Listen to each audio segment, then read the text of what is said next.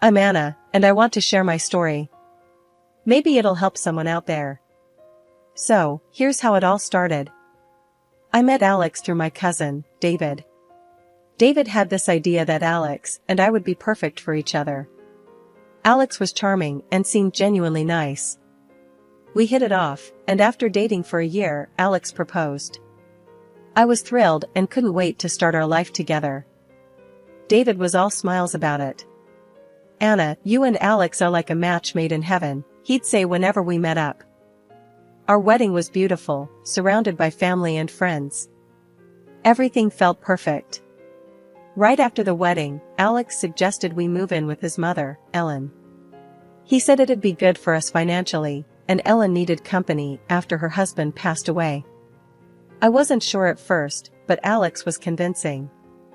At first, living with Ellen was fine. She was nice enough, and we got along pretty well. I tried to help around the house and make things comfortable for everyone. 6 months later, Alex brought up the idea of me quitting my job. Anna, I've been thinking. Maybe you should quit your job and focus on the house and helping my mom, Alex suggested one evening. Quit my job? But I like my job, Alex, I replied, feeling a bit uneasy. I know, but it would be better for all of us. Mom could use more help, and you'd have more time for the house, he insisted. So, I quit my job as an accountant. It was a tough decision because I enjoyed my work, but I thought it was the right thing to do for our family. I wanted to be a good wife and help Alex and Ellen as much as I could. In the beginning, it seemed okay. I kept busy with housework and spent a lot of time with Ellen. We cooked together, and I tried to learn more about her and Alex's family traditions. I missed my job, but I told myself it was worth it for the sake of our family. Alex seemed happy with the arrangement too. See, Anna? This is working out well. We're all getting along better, and the house is running smoothly, Alex said, looking pleased. Yeah, I guess it's not so bad, I agreed, trying to stay positive. As the months went by, I tried my best to keep things running smoothly at home. I focused on making Alex and Ellen happy, even though I sometimes missed my old life and the independence my job gave me. But then, little by little, things started to change. Ellen became more demanding, and Alex's attitude towards me shifted. It was like they both started seeing me differently, more like a housemaid than a wife or daughter-in-law. One morning, I was in the kitchen making breakfast. Ellen walked in and frowned at the sight of me. Anna, did you forget to dust the living room? It's a mess in there, she said, her tone sharp. I did dust it, Ellen. I'll do it again after breakfast, I replied, trying to keep my voice calm. Well, it doesn't look like it. You need to be more thorough, she snapped back, not hiding her irritation. When Alex came home that evening, Ellen wasted no time in complaining about me. Alex, you need to talk to Anna. She's not keeping the house clean enough, Ellen said, her voice dripping with annoyance. Anna, what's going on? Why isn't the house clean? Alex asked, looking at me with a frown. I cleaned the house, Alex.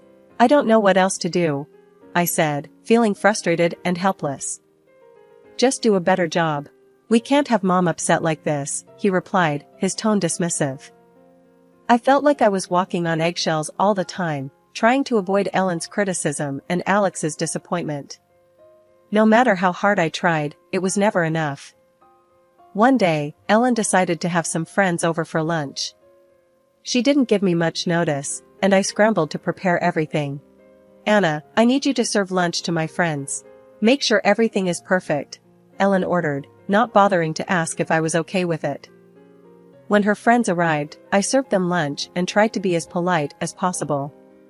But I could feel their eyes on me, judging me. Is this your daughter-in-law, Ellen? She seems a bit flustered, one of her friends remarked, not bothering to lower her voice. Yes, she's still learning how to manage everything, Ellen replied, casting me a disapproving look. I wanted to disappear. After they left, Ellen wasted no time in complaining to Alex. Anna was so slow and disorganized today. Her cooking wasn't even that good, she said, shaking her head. Anna, what the hell happened? Mom said you messed up lunch, Alex demanded, his face red with anger. I did my best, Alex. I was just trying to keep up with everything, I replied, my voice shaking. Well, it wasn't good enough. You need to step it up, he shouted, making me feel like a failure. Things kept getting worse. Ellen's criticisms became more frequent, and Alex's temper grew shorter. I started to dread each day, wondering what I'd be criticized for next. One weekend, I tried to take a break and spend some time for myself. I wanted to read a book and just relax for a bit. Ellen found me sitting in the living room, book in hand. Anna, what are you doing? There's laundry that needs to be done, she said, glaring at me. I just wanted a little break, Ellen. I'll do the laundry right after, I replied, feeling my face flush. No breaks until all the work is done. Get to it, she snapped, her eyes cold. When Alex got home, Ellen didn't waste any time in telling him about my laziness. Anna, what the hell? You can't just sit around all day. There's work to do. Alex yelled, his voice booming. I wasn't sitting around all day, Alex.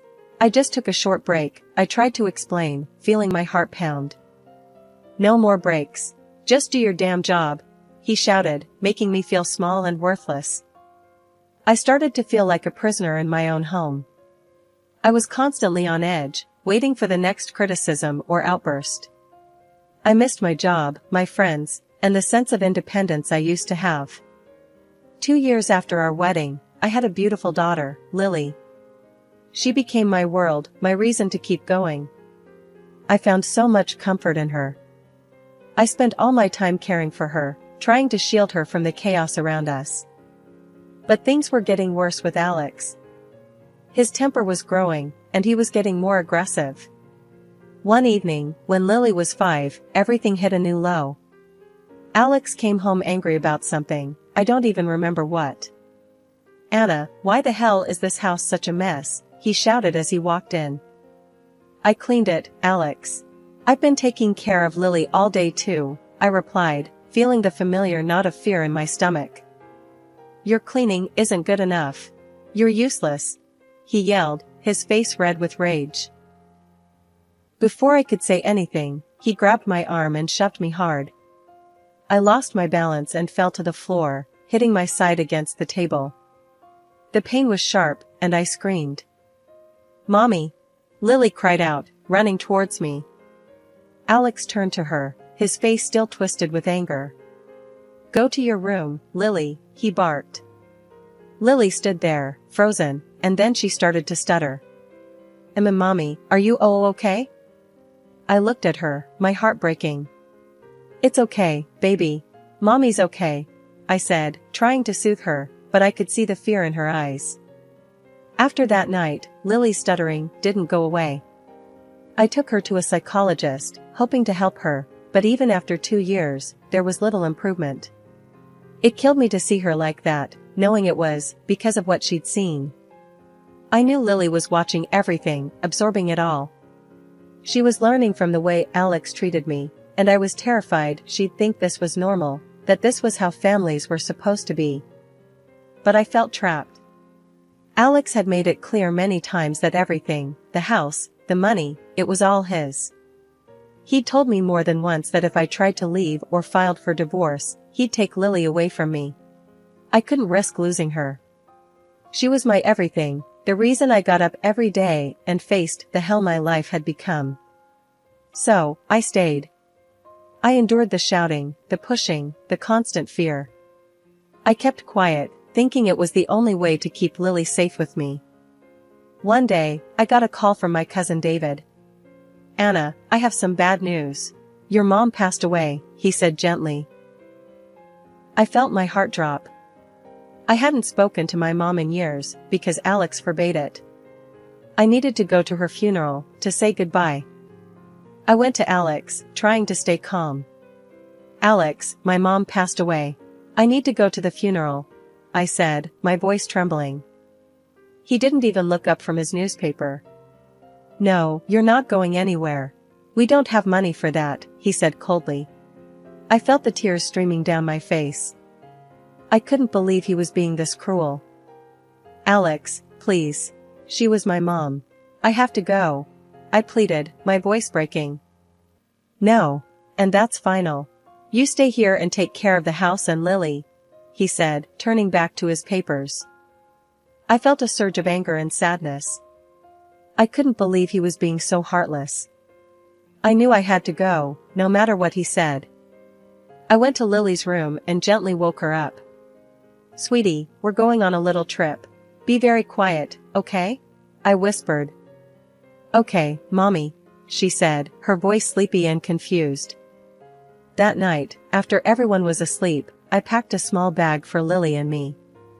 I took my savings and quietly slipped out of the house with Lily. We got in the car, and I started driving towards my hometown.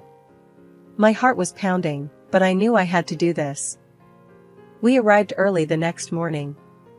I was exhausted but relieved to be away from Alex, even if just for a while. We checked into a small motel and got a little rest before the funeral.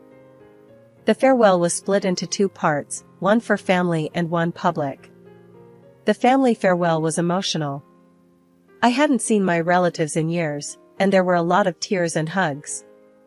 I felt a mix of sadness and relief being around them. During the service, my phone rang. It was Alex, of course. I accidentally hit the speaker button, and his angry voice echoed through the room. Anna, get your ass back home right now, or I swear to God, I'll file for divorce and take Lily away, he shouted. Everyone turned to look at me, their faces showing a mix of shock and pity. I felt my face burning with embarrassment.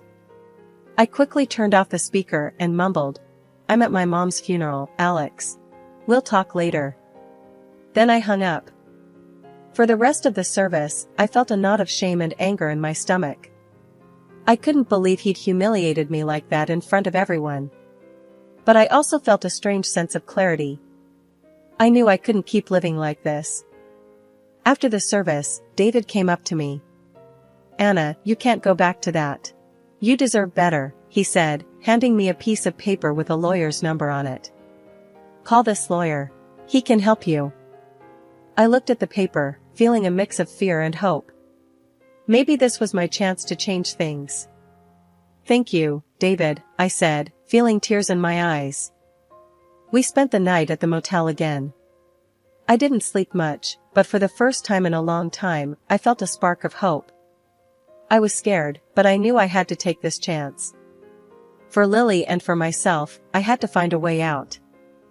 That morning at the hotel, after my mom's funeral, I woke up with a new resolve. I knew I couldn't keep living in fear and letting Alex control my life. My mom had left me her house and a good amount of money. It was a lifeline, a chance to start over. I looked at the phone number David gave me, the lawyer who could help with my situation. I knew I had to act, for Lily and for myself. Lily, being with me during the funeral, had almost stopped stuttering, and I wanted to keep that progress going. I took a deep breath and dialed the lawyer's number. Hello, Mr. Thompson? This is Anna.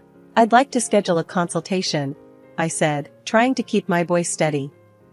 Of course, Mrs. Anna. Can you come in this afternoon? He replied. Yes, I'll be there, I confirmed, feeling a mix of fear and determination. After dropping Lily off at David's place, I headed to the lawyer's office. I felt nervous but ready to take this step. Mr. Thompson was a kind man, and he welcomed me warmly. Mrs. Anna, tell me everything, he said, his voice calm and reassuring. I told him about the years of control, the threats, and the violence. He listened carefully, taking notes. We need solid evidence of the abuse, both physical and emotional, he explained. Record everything. Keep a detailed journal. I nodded, feeling a plan forming. I'll do that. I'll record every incident and write down everything, I promised. After the meeting, I went straight to buy a new smartphone. It felt like a small act of rebellion, a step towards taking back control. I set it up with a secure passcode and tested the recording function. I wanted to be ready for anything. Feeling more prepared, I returned to David's house to pick up Lily. She looked happier and more relaxed than I'd seen her in a long time. Ready to go home, sweetie? I asked, giving her a hug. Yes, Mommy, she replied, smiling. We drove back to Alex and Ellen's house. I felt a mixture of dread and determination. I knew I was walking back into a hostile environment, but this time I was ready to fight back. As soon as I walked in, Ellen was there, glaring at me. Where the hell have you been, Anna? Do you think you can just waltz in and out as you please? She snapped. I was at my mother's funeral, Ellen. I told Alex. I replied, keeping my voice steady. Well, you're back now. Get to work. This house won't clean itself, she said, turning away with a huff. I took a deep breath, turned on my new phone, and slipped it into my pocket. I started recording, determined to capture everything. I went about my chores, documenting every harsh word and insult. When Alex came home, he was furious. Anna, what the hell were you thinking? Leaving like that without my permission? He shouted. I went to my mom's funeral, Alex. I had to go, I replied, my heart pounding. You don't do anything without my say-so. Do you hear me? He yelled, his face red with anger. Give me your phone and purse. I handed him my old phone, glad of my foresight. I wasn't going to let him intimidate me anymore. I was gathering evidence, building my case, and planning my escape. That night, after everyone was asleep, I sat down with my journal. I wrote down everything that had happened since I got back, every insult, every threat. I felt a sense of purpose, a determination to see this through. The days that followed were tough. Alex and Ellen were as hostile as ever, but I kept recording and documenting. I was building my case, piece by piece, readying myself for the fight ahead. At dinner one night, Ellen started her usual tirade. She looked at me with disdain and said, "You're nothing but a walking girl, leaving the house without Alex's permission. Disgraceful." I felt a surge of anger. "Ellen, don't insult me in front of my daughter," I said, trying to keep my voice calm but firm. Alex's face turned red with anger. "How dare you raise your voice at my mother?" he yelled, pushing me hard. I stumbled but didn't fall. He then swung his hand towards me, eyes blazing with fury. "You live here on bird rights, Anna. Don't forget that," he shouted. I took a deep breath, feeling a strange calm wash over me. "I want a divorce, Alex," I said clearly. His face turned a deeper shade of red, and he screamed, "You belong to me. You'll be my property until death." I wasn't scared this time. I had my phone in my pocket, recording everything. I knew I had proof. For the first time, I felt a sense of control. Over the next week, I continued to record every insult and threat from both Alex and Ellen. Each time they belittled me, I quietly turned on my new phone's recorder. Ellen didn't hold back. "You're worthless, Anna. Can't even keep a house clean," she sneered. I noted it all down in my journal. Every insult, every harsh word, went into my records. I knew this was crucial for my case. Alex wasn't any better. "You think you're tough now? You'll never leave me. You're nothing without me," he'd shout. I stayed calm, recording his words and adding them to my growing list of evidence. It was exhausting, but I knew it was necessary. One day, I caught Ellen berating me in the kitchen. "You're a disgrace to this family, Anna. Leaving the house like a tramp," she spat. I recorded her words, feeling more determined than ever. I knew I was building a strong case, one that would protect Lily and me. That week was tough, but I felt a new sense of purpose. I was gathering the evidence I needed to break free. For Lily's sake and for mine, I was determined to see this through. A week after returning from my mom's funeral, I couldn't take the tension at home anymore. I called Mr. Thompson, the lawyer. "Mr. Thompson, it's Anna. I've collected all the evidence. It's getting unbearable here," I said, trying to keep my voice steady. "Anna, your cousin hired a private investigator to look into your husband. The investigator has some important findings. Can you meet him today?" he replied. "Of course, I'll go right away," I said, feeling a mix of fear and anticipation. I drove to meet the private investigator, feeling nervous but determined. When I arrived, he was waiting with a serious expression. "Anna, I've been looking into your husband's activities. He's involved in fraudulent schemes and has ties to criminal activities. The police have been watching him, but they didn't have enough evidence until now," he explained, handing me a folder. "This folder has everything. It's your freedom folder," he said. I took the folder with trembling hands, feeling the weight of its importance. "Thank you. This means everything to me," I said, my voice shaking. I got back in the car and drove home, my mind racing with thoughts of what this meant for Lily and me. When I pulled into the parking lot, Alex was there, his face twisted with anger. "Where the hell have you been, Anna? Get in the house now," he shouted, his eyes full of menace. I felt a surge of fear, but knew I had to stay calm. I didn't get out of the car. Instead, I called David. "David, I'm at home, and Alex is furious. I have the evidence. Can you call the police?" I said, my voice trembling. "Stay in the car, Anna. I'll call them right now," David replied. Alex, seeing I wasn't moving, yanked the car door open and dragged me out. "You don't listen. You think you can defy me?" he screamed, pulling me towards the house. At that moment, the police arrived, lights flashing. I collapsed on the asphalt, overwhelmed by the tension, and burst into tears. The officers rushed over, separating Alex from me. They arrested Alex and took the folder with the evidence. I sat there, watching as they led him away, feeling a mix of relief and disbelief. After the police took Alex away, Ellen was furious. She stormed into the house, her face twisted with rage. "You ungrateful woman. We took you in, and this is how you repay us?" she spat, her voice full of venom. I didn't respond. I knew it was pointless. I packed our things quickly, gathering what little I could. Lily clung to my side, sensing the tension, but staying quiet. With our bags packed, I took Lily's hand and walked out of that house, feeling a sense of relief wash over me. I rented a small apartment nearby, just enough for the two of us. It was modest, but felt like a palace compared to the nightmare we'd left behind. I focused on preparing for the trial. Mr. Thompson was a huge help, guiding me through the process. He assured me we had a strong case, with all the evidence we had collected. The day of the trial came, and I felt a mix of fear and hope. I walked into the courtroom, holding my head high, determined to fight for my future and Lily's.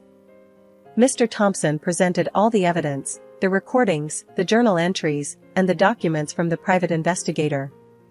It was overwhelming to relive it all, but I knew it was necessary. When the judge finally spoke, I held my breath.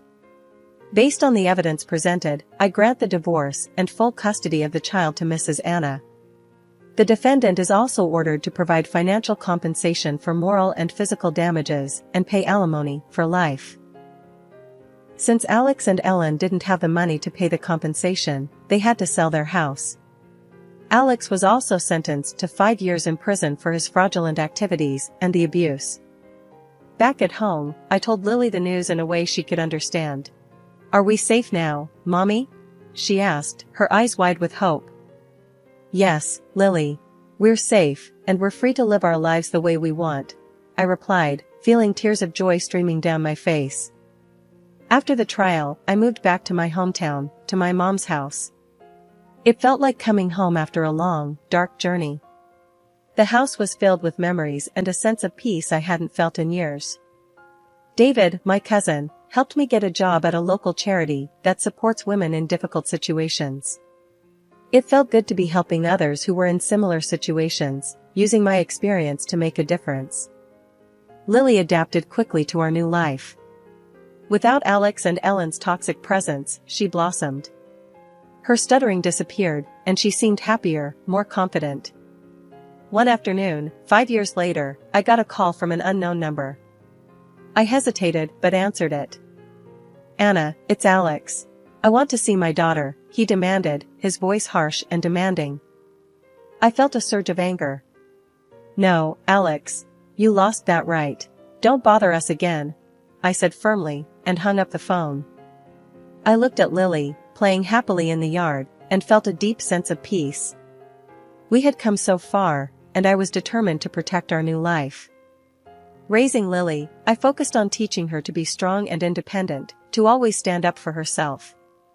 I wanted her to grow up knowing her worth, never to be controlled or belittled by anyone.